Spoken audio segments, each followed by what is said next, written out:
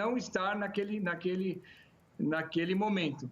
Infelizmente, o calendário, a própria federação disse que não foi possível alterar por falta de datas, e nós vamos fazer, e nós vamos cumprir com todos os nossos compromissos, fazendo sempre o melhor possível, mas ponderando, equilibrando, cuidando das pessoas, cuidando do nosso elenco, cuidando dos nossos jogadores, porque não foi fácil o que eles passaram, eles são os heróis. Os jogadores do Palmeiras estão de parabéns, comissão técnica, todos envolvidos, os profissionais, porque esse período que eles passaram não foi fácil. Eu estive presente, eu vi o comprometimento, a entrega deles, com algumas partidas do Palmeiras com muita dificuldade física, mental para encerrar, e eles foram, brigaram e nós conseguimos os títulos. Então, assim, eu posso te responder que a gente vai jogar o Campeonato Paulista, obviamente, mas nós vamos dar o descanso para o nosso elenco. Pedrinho? André, eu vou me alongar um pouquinho para o presidente Gagliotti. Primeiro, eu vou na linha do Arnaldo. Eu não vejo a necessidade de você contratar um craque. Eu não sei por que a gente cobra isso, vai contratar um craque se... O Gagliotti ele foi cirúrgico lá atrás, quando ele falou que precisava mudar o modelo de jogo e ser competitivo dentro de uma ideia de jogo. Eu prego muito isso. Eu acho que o Palmeiras já foi competitivo, pode melhorar ainda mais, porque o Abel não teve nem tempo para colocar a sua metodologia de trabalho. É lógico que as contratações são pontuais, mas você consegue ser competitivo, jogar bem, com ótimas ideias, sem ter um craque. Eu acho que esse processo ele pode até chegar, mas dentro de um equilíbrio financeiro, que é o que o Gagliotti está buscando. Os meus parabéns para você, Gagliotti. Automaticamente o título faz com que a gente sempre enalteça, mas mesmo se você não tivesse ganho, né, nem a Copa do Brasil e nem a Libertadores, merece parabéns, respeito por ter responsabilidade financeira com o clube. Não pensar em si próprio. Senão você sai no mercado aí, sai comprando todo mundo caro, paga salário alto, depois o clube que se vire, porque vai vir outro presidente e arque com as consequências. O senhor teve responsabilidade, então mesmo sem os títulos, merece os parabéns. E aí a minha pergunta é em cima desse modelo, qual foi o momento que você percebeu que usar a garotada não seria uma emergência, e sim um modelo de gestão esportiva? Cara, a gente pode ter um número de atletas da base aqui como modelo, então a gente vai priorizar, 60% do elenco vai ter que ser da base. Isso foi por uma questão financeira ou porque vocês enxergavam essa possibilidade? Tudo bem, Pedrinho? É um prazer falar com você. Saudações alviverdes. Nós estamos fazendo um trabalho com as categorias de base já há algum tempo. Então, os números mostram isso. O Palmeiras, nos últimos 3 ou 4 anos, é a equipe que mais cedeu jogadores à seleção brasileira, é uma equipe que revelou muitos atletas, é uma equipe que ganhou muitos títulos. Então, no final do ano de 19, a gente fez uma reunião e nós decidimos que a gente precisava reestruturar e mudar o nosso modelo de atuação no mercado. Estrategicamente, o Palmeiras tinha que fazer diferente. Se nós tínhamos os recursos em casa, se nós tínhamos bons jogadores, claro que você não pode colocar os meninos para jogar sem ter um amparo, sem ter os jogadores experientes, de qualidade, vencedores, junto com eles, que foi o que nós fizemos. O Palmeiras tinha feito nos anos anteriores grandes investimentos. Tanto é que nós temos jogadores aqui de seleção brasileira, experientes. Se nós temos uma base vencedora, bons recursos na base, vamos mudar o nosso modelo, então. Foi isso que nós decidimos. Manter bons jogadores no elenco e utilizar os jogadores da base que nós tínhamos naquele momento. Inclusive, foi no momento que nós decidimos pela contratação do Vanderlei, porque é um técnico que conhecia o clube, tinha histórico conosco, tem histórico conosco, é o maior vencedor de campeonatos paulistas com o Palmeiras, entre outros títulos importantes, e foi passado isso para o Vanderlei. É um momento sensível, é um momento de mudança de modelo. E nós entendemos que o Vanderlei teria experiência para fazer aquilo naquele momento. E Pedrinho fez muito bem. Eu devo isso ao Vanderlei. Fez muito bem. Você agregar 12 garotos da base no profissional não é fácil, não é simples. Você precisa de experiência, você precisa saber como é que as coisas funcionam. como é que o vestiário vai entender essa situação, como é que os jogadores mais experientes vão aceitar os jogadores mais novos, enfim. E o Vanderlei fez muito bem esse trabalho de transição. O Palmeiras pensou estrategicamente. O Palmeiras pensou em buscar de forma pontual, contratamos o Rony, contratamos o Viña e trouxemos os meninos da base. Foi esse o trabalho que nós fizemos, buscando um equilíbrio entre juventude, experiência, talentos, tanto os jogadores experientes como os jogadores mais novos, e com isso a gente conseguiu bons resultados, conseguiu o título, depois disso com a contratação do Abel Ferreira. Então essa foi a nossa ideia, investir menos, gastar menos, trazer os jogadores da base e mesclar experiência com juventude. André Hernan. Presidente, esquece o presidente do Palmeiras. Eu quero falar com a pessoa que conhece muito de futebol. Queria que você analisasse as características e se você gosta muito de ver o estilo de jogo do Borré e do Danilo Barbosa, que me parece ser um bom jogador, um bom volante, né? Eu gosto de todos os bons jogadores.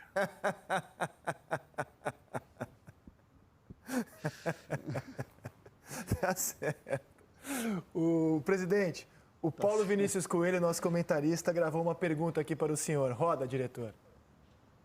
Presidente, a presidente da Crefisa e conselheira do clube, Leila Pereira, deu uma declaração ontem dizendo que não pode abrir mão da dívida de 160 milhões, hoje 160 milhões de reais, já foi de 174, né? Que o clube contraiu com a patrocinadora.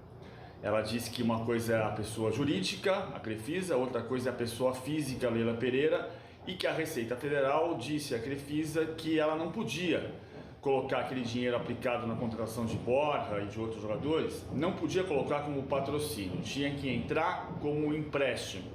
A informação que eu tenho é que a Receita Federal disse à Crefisa que ela poderia fazer como patrocínio ou como doação, desde que declarasse no imposto de renda da Crefisa.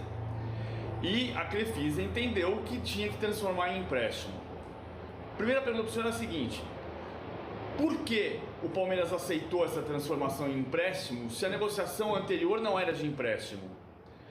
E por que o Palmeiras não consegue quebrar essa relação, adiantar esse pagamento desses 160 milhões de reais, tem que pagar uma parte, diferente do que aconteceu com o Paulo Nobre, mesmo antes da pandemia, né? Porque antes da pandemia a receita era maior. Por que o Palmeiras quitou a dívida com o Paulo Nobre e não quita a dívida com a Crefisa? Por que virou empréstimo? É uma situação que a gente explica da seguinte maneira, PVC. Quem procurou a Crefisa para investir em jogadores foi o Palmeiras. Isso em 2015, ainda no mandato do presidente Paulo Nobre. Quem fez os contratos de investimento em jogadores foi o departamento jurídico do Palmeiras. A Crefisa nunca trabalhou com contratação de jogadores. Não é a especialização da Crefisa. Então, todo esse processo foi incentivado, foi feito pela Sociedade Esportiva Palmeiras. O contrato que nós temos com os jogadores, o anterior e o atual, diz o seguinte, que quando o jogador for vendido, o dinheiro arrecadado tem que ser devolvido para a Crefisa. Isso sempre teve no contrato, tanto no anterior como no atual. O dinheiro seria devolvido para a Crefisa. Então, o próprio contrato que nós tínhamos com o Paulo Nobre, do Mina e do Roger Guedes, são situações absolutamente idênticas às que a gente tem com a Crefisa hoje. Quando nós vendemos o Mina, nós devolvemos o dinheiro para o Paulo Nobre. Quando nós vendemos o Roger Guedes, nós devolvemos o dinheiro para o Paulo Nobre. Agora, se concretizar a situação do Dudu, a gente devolve o dinheiro para a Crefisa. Da mesma maneira ocorreu com o Thiago, da mesma maneira com o Bruno Henrique. Então, é uma situação em que o Palmeiras pagou o Paulo Nobre, está pagando a Crefisa e vai pagar a Crefisa totalmente. Nós temos os recursos aí para pagar a Crefisa, que são os atletas, que são os jogadores, que tem um valor importante de mercado. Então, importante dizer ao torcedor palmeirense, nós temos totais condições de pagar a Crefisa e isso será pago no momento da venda do jogador. Caso o jogador encerre o contrato e não seja vendido, a Crefisa proporciona 2 anos para o Palmeiras pagar parceladamente o valor que ela emprestou. Então, é um contrato que é muito bom para todos, porque o Palmeiras hoje tem um time forte, tem um time vencedor, com vários jogadores contratados com recursos do clube e alguns jogadores contratados com recursos da Crefisa. Então, o que foi feito com o presidente Paulo Nobre, da mesma maneira será feito também com os empréstimos da Crefisa. E quem ganha com isso? O Palmeiras. Quem ganha com isso? O nosso torcedor. A valorização da nossa marca. O Palmeiras conseguiu títulos importantes de destaque hoje, é um clube de destaque no cenário nacional, porque teve investimentos importantes. Uma ajuda importante do presidente Paulo Nobre no mandato dele e agora importante também com a Crefisa sendo uma parceira extremamente importante para o Palmeiras. Quem ganha com isso? O nosso torcedor, a nossa marca, o nosso clube. Perfeito. Repórter André Hernan, faça aqui a última pergunta do programa ao presidente do Palmeiras. Vou fechar aqui com 2 em uma. A primeira, a gente fala muito de questões pontuais, de reforços e sempre reforços de atletas jovens. E a renovação de atletas experientes como Felipe Melo, de 37 anos, que vence o contrato no meio do ano. É um caminho natural, presidente? E a outra rapidinha é do Abel Ferreira. Parece que vai viajar amanhã ou sexta-feira no máximo para Portugal. Só que lá tem uma quarentena de 14 dias obrigatório. E nosso país não está com o filme queimado no resto do mundo. Então a volta dele não tem previsão. Então pode ser que o Abel Ferreira demore um pouco mais para retornar a comandar o Palmeiras? Em relação ao Abel Ferreira, nós estamos ainda buscando voo para ele passar alguns dias em Portugal.